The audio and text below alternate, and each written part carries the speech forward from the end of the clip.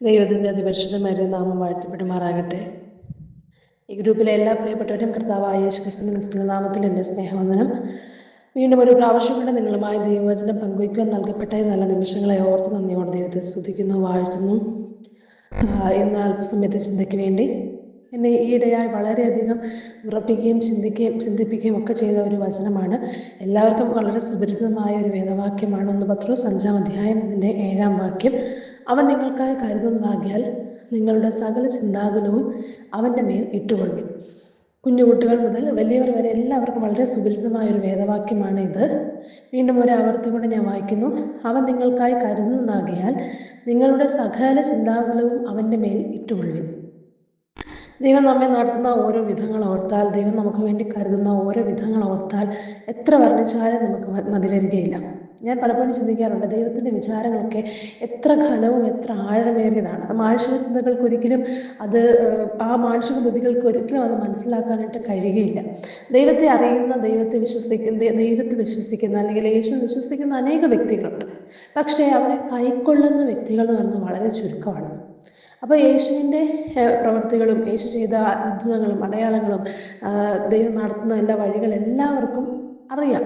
യേശു ഇങ്ങനെ അത്ഭുതങ്ങൾ ചെയ്തിട്ടുണ്ട്.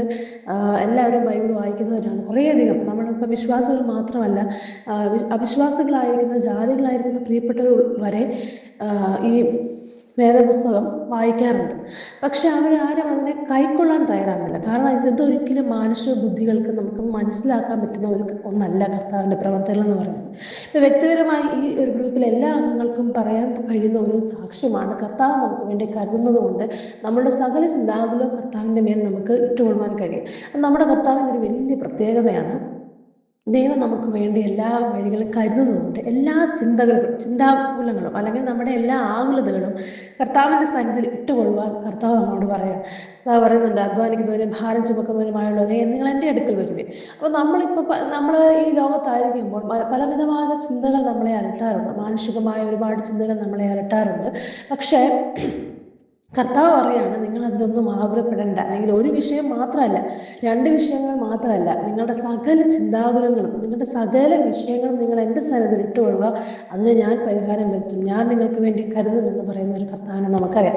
വേദപുസ്തകം ഉടനീളം നാം പരിശോധിച്ചു കഴിഞ്ഞാൽ കരുതിയ വിധങ്ങൾ ഒരുപാട് നമുക്ക് കാണുവാനായിട്ട് സാധിക്കുന്നു.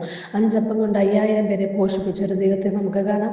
ആമേൻ, സ്തോത്രം. പട്ടിണിയായിട്ട് മരിക്കാൻ വേണ്ടി ഒരുക്കമായിരുന്ന ഒരു വിധവയെ, ആമേൻ, സ്തോത്രം, കാലത്തിലെ എണ്ണ കുറഞ്ഞു പോകാതാണ് അവരെ പോറ്റിയ ഒരു കർത്താവിനെ നമുക്കറിയാം. കാക്ക അയച്ച് തൻ്റെ ഭക്തിന് വേണ്ടി ആഹാരം കൊടുത്ത് പോറ്റി നടത്തിയ ഒരു ദൈവത്തെ നമുക്കറിയാം. ആമേൻ, സ്തോത്രം.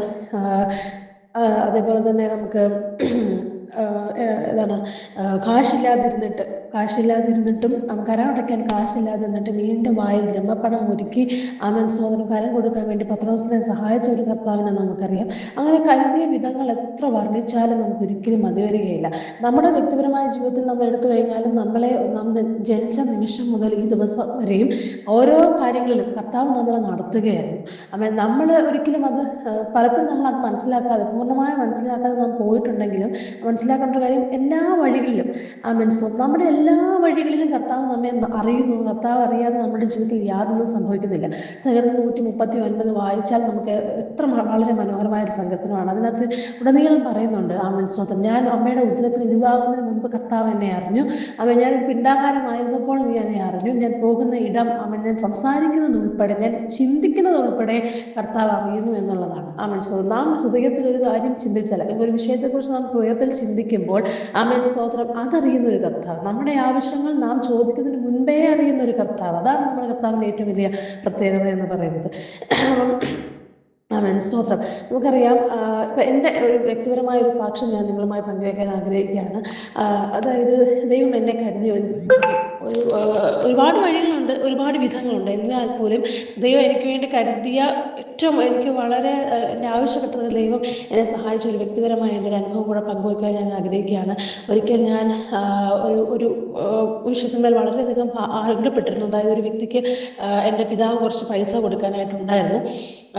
പിതാവിന് ഉണ്ടായ ഒരു സംഭവം അല്ലെങ്കിലും പിതാവ് ഒരാളെ സഹായിച്ചതാണ്. പക്ഷേ ആ ആൾ ഇത് കഴിഞ്ഞിട്ട് പൈസ തിരിച്ചു കൊടുക്കാതെ അയാൾ അവിടുന്ന് പോയി. അപ്പം എൻ്റെ പിതാവിനോട് അവർ ചോദിക്കാൻ തുടങ്ങി. നമ്മളെ വീടിൻ്റെ അടുത്ത് തന്നെയുള്ള ഒരു ആൻറ്റി ആയിരുന്നു. നിരന്തരമായ പിതാവിനോട് ചോദിക്കും. പിതാവാണ് അവരുടെ കുറേ കാര്യങ്ങളൊക്കെ ഇങ്ങനെ നോക്കി അടച്ചുകൊണ്ടിരുന്നു, അടവെല്ലാം അടച്ചുകൊണ്ടിരുന്നു. പക്ഷേ ഒരു സന്ദർഭഘട്ടങ്ങൾ കഴിഞ്ഞപ്പോൾ പിതാവിൻ്റെ കയ്യിലും അവർക്ക് കൊടുക്കാൻ കഴിയാതെ വന്നപ്പം പലിശ എന്നൊക്കെ പറഞ്ഞത് ഇങ്ങനെ ഒരുപാട് കൂടി, ഏതാണ്ട് 1,00,000 രൂപ സ്വതന്ത്രം കൊടുക്കേണ്ടതായിട്ട് ഉണ്ട് എന്നവർ പറയുവാൻ തൊട്ടാണ് ഇടയായി തന്നു.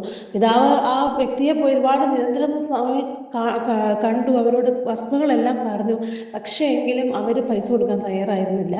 അവർ എല്ലാം കൊടുത്തു എന്ന് പറഞ്ഞ് അങ്ങ് പോകുകയായിരുന്നു.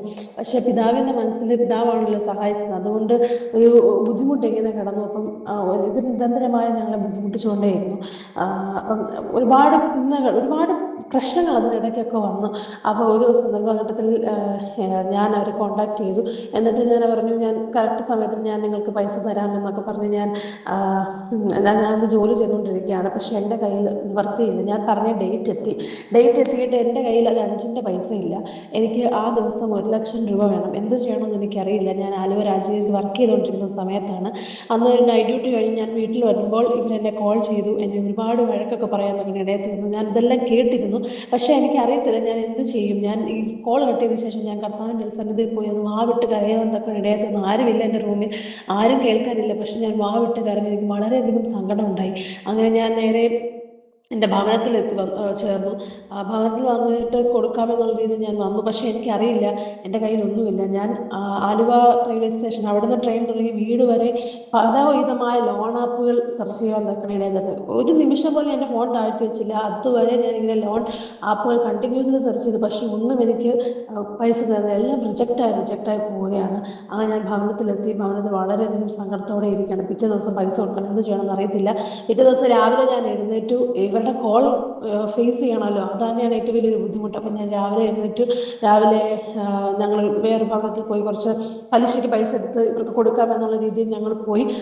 അവിടെ ചെന്ന് ചോദിച്ചു. അദ്ദേഹത്തിൻ്റെ കയ്യിലില്ല. പക്ഷേ ഒരു 4 മണിയാകുമ്പോൾ നിങ്ങൾ എന്നെ കോൺടാക്ട് ചെയ്യും, നിങ്ങൾക്ക് ഞാൻ തരാമെന്ന് പറഞ്ഞു. ഞാൻ ആ ഒരു പ്രതീക്ഷ, എനിക്ക് അന്നേരം വലിയൊരു സന്തോഷം ഉണ്ടായി, കൊടുക്കാൻ പറ്റുമല്ലോ എന്നുള്ളൊരു ഉണ്ടായി. അങ്ങനെ ഞാൻ നേരെ ഭവനത്തിൽ വന്നു. 4 മണിയായ സമയത്ത് ഞങ്ങൾ മുദ്രപത്രമൊക്കെ തയ്യാറാക്കി അദ്ദേഹത്തെ കോൺടാക്ട് ചെയ്തപ്പോൾ അദ്ദേഹം ഉടനെ പറഞ്ഞു, എൻ്റെ കയ്യിൽ പൈസ ഇല്ലെന്ന് പറഞ്ഞു. അത് വളരെ ഷോക്കായിപ്പോയി ഞങ്ങൾക്ക്.